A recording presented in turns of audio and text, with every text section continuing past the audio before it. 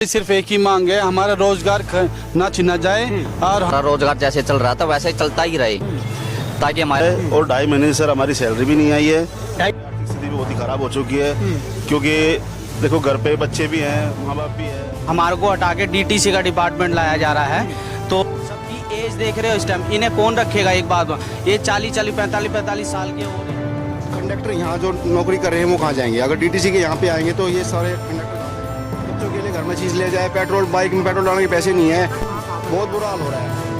कम से कम यहाँ पे काम कर चुके हैं मेरे या भाई दोस्त सब उम्र दराज हो चुके हैं, अभी हमें काम कहाँ मिलेगा? सबसे बड़ी समस्या एक और भी है, कई डिपो में 295 गाड़ियों की आउटसाइड है, दिल्ली के हर कोने में जाती हैं, हर बॉर्डर पे तो आउटसाइड बस जाती हैं, ये पूरी दिल्ली को कवर कर सकती है। दिल्ली इस कई डिपो का ही बंद क्यों किया जा रहा है? हमने मुख्यमंत्री जी के पास गए, हमको वहाँ से भी ये बोला कि हम करवाते आपको कुछ ना कुछ। फिर हम वहाँ पर भी गए, दोबारा कल भी गए हैं, फिर हम नीलम जी के पास भी गए हैं, फिर हम दोबारा यहाँ पर भी आए हैं। नमस्कार, आप देख रहे हैं VS News 48 दिल्ली। इस समय हमारी मौजूदगी है नागलोई क्षेत्र के अंदर में, जिसको बुद्ध बाजार के नाम से भी जाना जाता है, नागलोई के अंदर में पड़ता है। यहाँ पर जो है परिवहन मंत्री जो है पंकज कुमार सिंह जी का जो है वो ऑफिस है, कार्यालय है इनका। और ये सभी लोग जितने भी ये आप देख रहे हैं, ये लोग जो है क्लस्टर बस के जो है ये लोग कंडक्टर हैं और ये अपनी मांगों को लेकर के एक जगह और जो है वो सांसद के पास में भी गए थे और उसके बाद में जो है परिवहन मंत्री के पास में भी आए। हम लोग एक बारी जानने की कोशिश करेंगे। और हाँ, इससे पहले जो है ये मुख्यमंत्री यानी कि CM रेखा गुप्ता जी के पास में भी ये लोग जा चुके हैं और लगातार काफी समय से ये लोग भी अपना प्रोटेस्ट जो है वो कर रहे हैं। एक बारी जानने की कोशिश करेंगे कि आखिर में इनकी मांगे क्या हैं और सरकार आखिर में इनकी मांगों को क्यों नहीं सुन रही है। आज अगर प्रोटेस्ट की बात करें तो ज्यादा से ज्यादा 24 घंटे और 48 घंटे के अंदर में लोगों की मांगे जो हैं वो मान ली जाती थी। और वो उस समय 13 साल से लगातार ये लोग जो जॉब कर रहे हैं, लगातार ये लोग जो क्लस्टर बस के अंदर में अपनी सर्विस इन लोगों ने दी है, दिन रात इन लोगों ने एक कर दिया है सरकार के लिए और जनता के लिए। लेकिन क्या सरकारें इनकी बातों को सुन रही है? सबसे बड़ा सवाल यहाँ पर उठता है कि आज ये लोग यहाँ पर अपनी मांगों को लेकर के पहुंचे, लेकिन उसके बावजूद में भी अभी इन लोगों को सिर्फ एक आश्वासन पर आश्वासन दिया जा रहा है। हम लोग जानते हैं इन लोगों से मिल करके कि आखिर में आप लोगों की मांगे क्या है और सरकार आपकी मांगों के ऊपर में आश्वासन ही क्यों दे रही है, मांग आपकी पूरी क्यों नहीं कर रही है। क्या नाम है सर आपका? सर मेरा नाम विनोद कुमार है। विनोद जी, क्या आपकी मांगे थी और आज आप लोग परिवहन मंत्री के पास? सर हमारी सिर्फ एक ही मांग है, हमारा रोजगार ना छीना जाए और हमारे पीछे सर पूरी फैमिली हमारे साथ जुड़ी हुई है, हमारे छोटे छोटे बच्चे हैं, हमारे माँ बाप भी हमसे जुड़े हुए हैं। हम यही चाहते हैं हमारा रोजगार कहीं नहीं जाए। आप लोगों को क्या मतलब क्या लगा था कि रोजगार छीन रहे हैं आप लोगों का? क्या वैसा? भाई हमें तो ऐसा ही लग रहा है जैसे हमारा रोजगार जा रहा है सर। किस वजह से कैसा लग रहा था? भाई क्योंकि ये स्टाफ सर दूसरा स्टाफ ला रहे हैं। अच्छा, मतलब ये जो काम करने वाले जो वर्कर है वो दूसरे आ रहे हैं। आप लोगों को कहीं ड्यूटी वगैरह नहीं दी जा रही? नहीं दी जा रही। डिपो बंद हो रहा है हमारा और नया स्टाफ आ रहा है हमारा। तो सरकारों से आपकी क्या मांग है? हमारी यही मांग है कि हमें सभी कंडक्टरों को नौकरी वहीं दी जाए हमारी, जहाँ पे पहले आप लोग कार्यरत कर रहे हैं हम। हाँ, यहाँ पे आप लोग पहले जी रोजगार चलता रहे सर। एक मिनट दे लीजिएगा, आप बताइए। नाम सर रविंद्र है जी। हमारा कहने का मतलब ये है कि हमारा रोजगार जैसे चल रहा था वैसे ही चलता ही रहे ताकि हमारे नौकरी से ना निकाला जाए, हमें बेरोजगार ना किया जाए। बेरोजगार ना, और कहीं ना कहीं अब आप लोगों को लग रहा है कि सरकारें हम लोगों को बेरोजगार कर रही है। सर क्या नाम है सर आपका? सर मेरा मनोज कुमार है। अपनी क्या मांगे लेकर के यहाँ पे आप लोग पहुंचे? हमारी मांग यही है सर कि हमारा जो रोजगार है ना छीना जाए और रेगुलर हमें ऐसे ही उसी जगह पे काम पर रखा जाए। और 2.5 महीने से सर हमारी सैलरी भी नहीं आई है।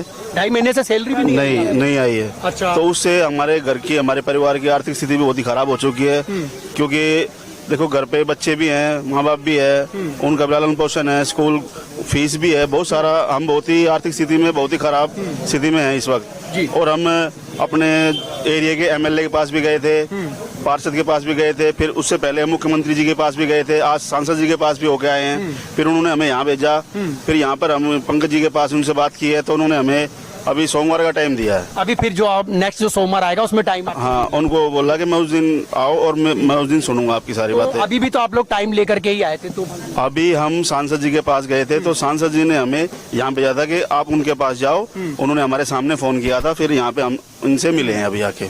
तो ये देखिए, अब इन लोगों की सारी बातें जो है आप लोगों ने सुन भी रहे हैं और लगातार हम लोग और भी लोगों से बात करेंगे कि आखिर में इनकी मांगे। आप ये बताइए मेरे को कि जो आप लोगों की नौकरी जो है वो लग रहा है कि आप लोगों की खतरे में है? ये सर खतरे में हमारी नौकरी, क्यों? इसका रीजन ये है कि हमारे को हटा के डीटीसी का डिपार्टमेंट लाया जा रहा है। तो हम ये चाहते हैं कि जो पहले जो हमारा जो वही डिपार्टमेंट है, ठीक है, वही हमें रखा जाए वहीं पे, हमारे को सबको नौकरी दी जाए वहीं पे।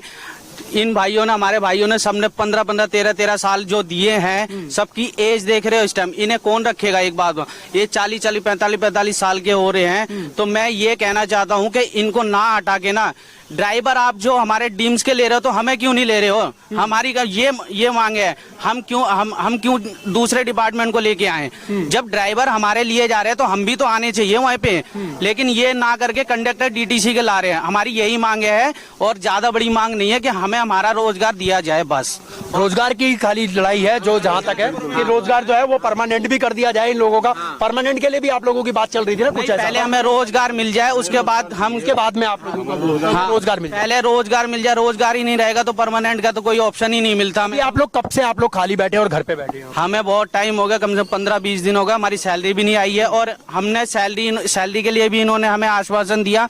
3 महीने हो गए, तो हम जब भी हमने गाड़ियां निकाली, इनका सपोर्ट किया हर चीज से, ठीक है, कोई हम पीछे नहीं हटे है और जनता के लिए भी हम दिन रात एक करते हैं, कोई दिक्कत वाली बात नहीं, लेकिन फिर भी हमारे साथ ऐसा किया जा रहा है। क्या लगता है आपको कि क्या कारण होगा कि आप लोगों को जो है वो सैलरी भी नहीं दी जा रही है, प्लस उसके बाद में आप लोगों को घर पे बैठा? सैलरी के लिए तो कंपनी ये कह रही है कि हमारे को ट्रांसपोर्ट से पैसा नहीं आया है, सरकार ने हमें पैसा नहीं दिया है। और यहाँ इन्होंने से बात की कि हमने 12 करोड़ रुपए दे दिए, ये कर दिया वो कर दिया। कंपनी 3 महीने से डिले कर रही है, सैलरी नहीं दे रही है।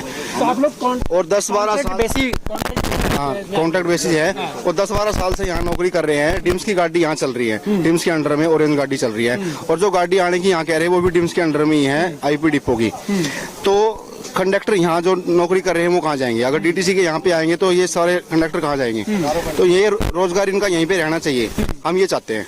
किसी का घर बर्बाद ना हो, बच्चे कोई किराए पे भी रह रहा है, इतना भी ब्योत नहीं है किसी का भाई बच्चों के लिए घर में चीज ले जाए। पेट्रोल, बाइक में पेट्रोल डालने के पैसे नहीं है, बहुत बुरा हाल हो रहा है। हम हर जगह घूम लिए, कोई आश्वासन मिल रहा है, मतलब कोई मदद नहीं मिल रही, ना कोई कुछ काम कर रहा है।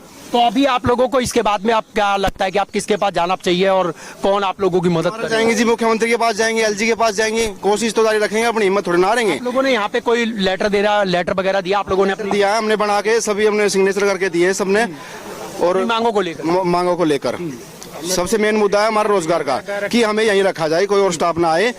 इतने गाड़ी जो आ रही है डिम्स की आ रही है, वो भी ये गाड़ी थी, ये भी डिम्स की थी, तो कंडक्टर क्यों बदल रहे हो? और कंडक्टर जो है वो आपके उसके ले रहे हैं, डीटीसी वाले ले रहे हैं। डीटीसी वाले हाँ। तो पहले वाले जो थे उनको ले रहे हैं? हाँ, नहीं पहले वाले तो हम ले पहले हम क्लस्टर वाले यहाँ काम कर रहे हैं 10-12 साल से। 2012 में डिपो खुला था, तब से काम कर रहे हैं कंडक्टर यहाँ पे। आप लोग दिल्ली के तमाम डिपो से अलग अलग जगह से होंगे? नहीं, एक ही डिपो से। कौन सा डिपो? कैर डिपो है, नजफगढ़ के पास है, नजफगढ़ कैर डिपो है। अच्छा। और 2012 में खुला था, ये जब से चल रहा है, और इसका गाड़ियों का परमिट खत्म हो गया था, अब ये बंद हो गई है। और कितनी बसें चला करती थी? 300 गाड़ी चलती थी। 300 गाड़ी थी। 300 गाड़ी? हाँ, 325 गाड़ी। तो वो कह रहे हैं कि भैया अब गाड़ी परमिट खत्म हो गया, गाड़ी होगी बंद। अभी भविष्य में जो भी गाड़ी आए, 1 महीने में आए, 2 महीने में आए, जितने भी आए, तो हमारा स्टाफ इन डिपो में रखा जाए, ना कि दूसरा स्टाफ आए। हमारे साथ में और भी भाई लोग जुड़े हुए, क्या नाम है सर आपका? मेरा परमवीर नाम है और मैं कैर डिपो का कंडक्टर पद पे कार्य करता हूँ। कितने समय से आप सर्विस दे रहे हैं? सर मेरे को 10 साल हो गए कैर डिपो। 10 साल आपको हो गया? हाँ जी। तो अब ऐसा नौबत क्या लगता है आपको कि सरकारें चेंज होने की वजह से? नहीं, देखो हम किसी सरकार पे इस बात को बिल्कुल नहीं थोप रहे, किसी सरकार ने, भाई कांग्रेस सरकार से, बीजेपी, हमारी सरकार से हमें कोई दिक्कत नहीं है। नहीं, हम किसी सरकार से वो कर रहे हैं, हमारा किसी सरकार से कुछ नहीं है, हमारे अपना रोजगार से ही मतलब है। भाई बीजेपी सरकार आए, कांग्रेस सरकार में भी आई थी, उसके बाद आम आदमी पार्टी भी आई थी, फिर उसके बाद बीजेपी सरकार आई। हमें सरकारों से कुछ नहीं है, हमें अपने कार्य से है। हम 10 साल कम से कम यहाँ पे काम कर चुके हैं, मेरे या भाई दोस्त सब उम्र दराज हो चुके हैं, अभी हमें काम कहाँ मिलेगा? सबसे बड़ी समस्या एक और भी है, कैर डिपो में 295 गाड़ियों की आउटसाइड है, दिल्ली के हर कोने में जाती हैं, हर बॉर्डर पे तो आउटसाइड बस जाती हैं, ये पूरी दिल्ली को कवर कर सकती है। दिल्ली इस कैर डिपो का ही बंद क्यों किया जा रहा है? यही समस्या गाजीपुर डिपो में थी, वहां पे यही समस्या थी, वहां पे क्लस्टर का डिपो खुल के उनको काम दिया जाता, हमारे को क्यों नहीं दिया जाना चाहिए? तो अब ये डिपो बंद होने का भी खतरा आपके यहाँ से? देखो बन चुका, पूरा बंद कर चुके हैं। देखो हमारे को बंद हो चुका है, उस बारे में तो हम क्या क्लियर कर सकते हैं। वहाँ से जितनी गाड़ियाँ थी उनको बाहर निकाल दिया जा रहा है, मतलब उनको कहीं और शिफ्ट किया जा रहा है। और दूसरी गाड़ी आने की वे बोल रहे हैं, ऐसा क्यों खाली कंडक्टर को ही बाहर छोड़ा जा रहा है?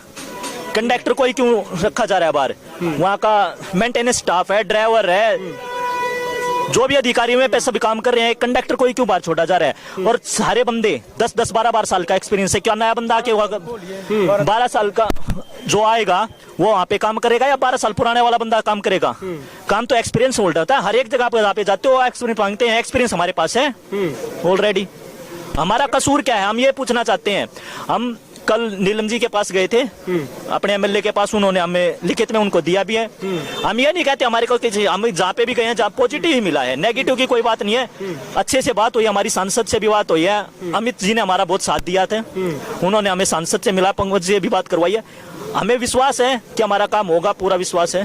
तो अब जो आएंगे आप लोग सोमवार को फिर यहाँ पे पहुंचेंगे? सोमवार को यहाँ पे पहुंचेंगे। बना रहेगा हमारा, बिल्कुल लगता है, उम्मीद है आपकी? उम्मीद है, क्योंकि उम्मीद ये है कि आज हमें उम्र की उस दहलीज पा चुके हैं जहाँ हमें कोई पूछने वाला कोई पूछने वाला भी नहीं। सही बात है, उम्र जब निकल जाती है तो काम नहीं। ठीक है, तो हम तो सरकार से और अपने जो भी तंत्र है उससे यही रिक्वेस्ट करते हैं कि हमारा रोजगार वहीं रखा जाए और हम अपना नौकरी आगे 10 साल हमारा भविष्य अच्छा चले। अभी 2-3 महीने से सैलरी मिल रही, लेकिन हमने कोई विरोध प्रदर्शन नहीं किया। हमें पता है भाई बड़ा सिस्टम है, चेंज हो रहा है, टाइम लगेगा। हमने निस्वार्थ भाव से सेवा में अपने लगे हैं। कोई हमारे बीच में कोई किसी हड़ताल के बारे में हमने कोई बात नहीं करी है, क्योंकि हमें पता है हमारी सरकार हमें सुनेगी हमारी। हम कोशिश करेंगे, हम विधायक के पास, पार्षद के पास और अपने सांसद के पास और अपने मिनिस्टर के पास, हम सब के पास जा रहे हैं। और हमें पूरा विश्वास है अपनी सरकार से, और सरकार अगर हमें सुने तो हमारे ऊपर निगाह रखे और हमारा रोजगार वहीं बना रहे। बिल्कुल, कहीं ना कहीं बहाली को लेकर के अभी आप लोगों के पास में शंका बनी हुई है कि बहाली होगी कि या नहीं होगी? हाँ बिल्कुल जी, हमको लग रहा है कि हमने अप्लाई कर, हमने मुख्यमंत्री जी के पास गए, हमको वहाँ से भी ये बोला कि हम करवाते आपको कुछ ना कुछ। फिर हम वहाँ पर भी गए, दोबारा कल भी गए हैं, फिर हम नीलम जी के पास भी गए हैं, फिर हम दोबारा आज यहाँ पर भी आए हैं। कोशिश में लगे हुए हम 12 साल हो गए मुझे लगे हुए, अब उम्र भी जा चुकी है हमारी। लास्ट में अगर बोला जाए तो आप क्या कहना चाहेंगे? सर मैं ये कहता हूँ आपके चैनल के माध्यम से कि हमारा रोजगार बना रहे, ताकि हमारे बच्चों का लालन पोषण होता रहे। और जो हमारे परिवार में आर्थिक स्थिति खराब हो चुकी है और हमारी तनख्वाह भी नहीं आई है 2.5 महीने से, उससे बहुत ही प्रॉब्लम हो रही है। और जो ये नई गाड़ियाँ ला रहे हैं, ये जो उसमें हमारा यही स्टाफ रहे, जिनकी नौकरी जहाँ बनी हुई है वहीं बनी रहे। अब इतने सालों से 12 साल से हो गया मुझे भी ड्यूटी करते हुए। अब हमारी अब उम्र इतनी ऊपर हो गई है कि हम कहीं और नौकरी हमें कोई देगा भी नहीं। अब जब से आप लोगों को मान लीजिए आप निकाल रखा है, तब से आप लोगों की घर की स्थितियां भी मेरे ख्याल से दिक्कत में आ रही है। देखो सर, मैं तो सर ये पहले कह रहा हूँ कि 2.5 महीने से हमारी सैलरी नहीं आई है। तो आप देखो ना, अगर 1 महीने की नहीं आए तो एक परिवार पे जो अपनी सैलरी पर ही निर्भर है, तो उसके घर पे क्या संकट आ सकता है? भाई किसी का दूध का बिल है, किसी का परचून का बिल है, किसी का बच्चे की फीस देनी है, कोई किराए पे रह रहा है। अब जो मकान मालिक है वो थोड़ी समझेगा इस बात को, उसको तो अपना पैसा चाहिए, या तो बाहर निकाल देगा वो। तो ऐसे संकट हमारे ऊपर आए हुए हैं। देश की राजधानी में ये हाल है, देश की राजधानी में ये हाल है, तो सरकार से यही हमारी गुजारिश है कि हमारे साथ अच्छा व्यवहार किया जाए, अच्छा फैसला किया जाए और हमारा रोजगार यहीं ले जाए। ठीक है, पब्लिक की सुने और हमारी मदद करे। हमने आस दे के वोट गिरी थी, हमारी सरकार भी बदली थी, इसलिए बदली थी कि वहाँ का हमारा भविष्य अच्छा बने। ठीक है, तो हमारी मदद करो। बीजेपी पे विश्वास है, हमारी मदद करो, ये जनता की मदद करो, गरीब आदमी की मदद करो, ताकि भविष्य में आपके साथ रहेगी सारी बीजेपी के साथ। बिना बताए, बिना नोटिस दिए, इन्होंने बिना नोटिस दिया एकदम बोला कि कल डिपो बंद है, जाने की अब कोई आवश्यकता, कोई नोटिस नहीं आया। कौन सी डेट? कोई नोटिस नहीं दिया हमें। कब बताया गया? 15 तारीख को शाम को ही बोल दिया गया था कि कल से मत आना। अच्छा, मना ही कर दिया, साफ मना कर दिया। मना कर, कल से मत आना, बाकी आप लोग खुद कोई नोटिस वगैरह हमें कुछ नहीं दिया। हमने शाम को ये 5 साल की जो ग्रेजुएटी होती है वो भी नहीं मिली हमें कुछ भी। हमें 10-12 साल हो गए इस डिपो में, ना कंपनी की तरफ से, ना डिपो की तरफ से, ना डिम्स की तरफ से, ना सरकार की तरफ से। इसलिए घूम रहे हैं सारे इकट्ठे हो गए कि हमारी मदद करी जाए, हमारा रोजगार यहीं रखा जाए, हमारे छोटे छोटे बच्चे पढ़ जाए, परिवार पढ़ जाए। सरकार से यही उम्मीद है। तकरीबन में आप लोगों को कितनी संख्या होगी आप लोगों की यहाँ पे? हमारे डिपो में 300 गाड़ी है, 850 कंडक्टर हैं। 850 कंडक्टर। 850 कंडक्टर हैं और दिचाऊ डिपो में है 500 कंडक्टर वहाँ के होंगे। ठीक है, 4000 मतलब पूरे दिल्ली का ऑल लगा लो, दिल्ली के पूरे 4-5 हजार रुपए 4-5 हजार कंडक्टर हैं। तो बाकी जो डिपो बंद हुए हैं, बाकी सब घर बैठे हैं। चलिए, हमारे साथ में सरदार जी भी जुड़े हुए हैं। क्या कहना चाहेंगे सर, आप अगर इस पूरी घटना को अगर सुनते हैं और समझते हैं तो क्या? सर मैं इन्हीं के भाई का दोस्त कंडक्टर हूँ, मैं भी कंडक्टर हूँ। मैं चाहता हूँ कि सबका भला हो, हमारा ही सबका भला हो। रिक्वेस्ट है गवर्नमेंट से, इन भाइयों का कोई काम हो जाए ठीक है, नहीं है तो भैया मना कर दो साहब, या हमारे हिसाब करो क्लियर, या हमें घर भेजो साहब। अच्छा, मतलब मना भी नहीं हुआ है अभी, और सिर्फ आप लोगों को ताला जब दिखा तो आप लोगों को मना कर दिया? हाँ, बिल्कुल सर। ये मैं रिक्वेस्ट करना चाहूंगा अपनी वीडियो के माध्यम से माननीय जो हमारी दिल्ली की जो सीएम है और केंद्र सरकार से भी मैं कहना चाहूंगा कि आप लोग इन कंडक्टर के बारे में सोचिए। लगातार कई लोग जो हैं वो प्रोटेस्ट करते हैं लेकिन उन लोगों को समाधान नहीं मिलता। लेकिन आज ये 4000 के तकरीबन में ये लोग कंडक्टर हैं, इनका परिवार किस तरीके से चलेगा? ये लोग कहाँ जाएंगे नौकरी करने के लिए? नौकरी है नहीं। अगर प्राइवेट सेक्टर में भी अगर जाते हैं तो प्राइवेट सेक्टर में भी अब इन लोगों की उम्र इतनी जो है वो निकल चुकी है कि शायद उनको नौकरी पे नहीं रखा जाएगा। उम्र की एक सीमा होती है 25 से लेकर के 30 तक या 32 तक। उसके बाद से तो भाई 35 और 40 के बाद में तो लोग सोचते हैं कि भाई अब ये नहीं कर पाएगा नौकरी।